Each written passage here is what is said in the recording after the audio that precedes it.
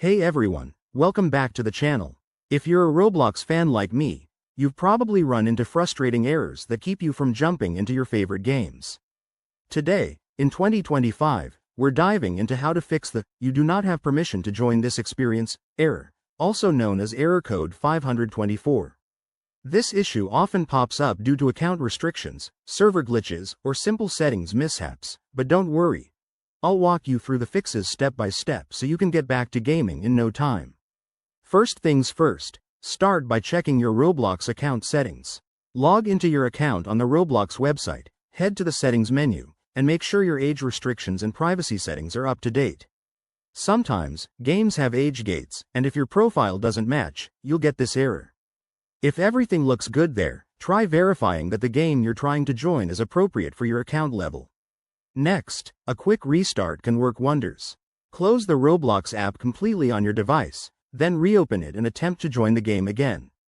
This often clears temporary glitches. While you're at it, ensure your Roblox app is fully updated.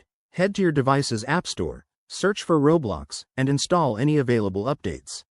Outdated versions are a common culprit for errors like 524. If that doesn't do the trick, let's dig a bit deeper. Clear your browser cache or app data if you're playing on a computer, as corrupted files might be blocking access. You can do this by going to your browser settings and clearing the cache, or for mobile, going to your app settings and clearing data for Roblox. Another step is to check if your account has any restrictions or bans. Log in and review your account status on the Roblox site.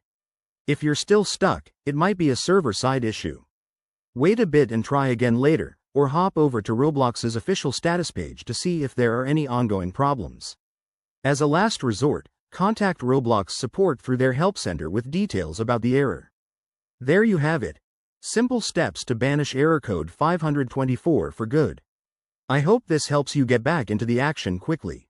If it did, smash that like button, subscribe for more tech fixes, and drop a comment if you have any questions.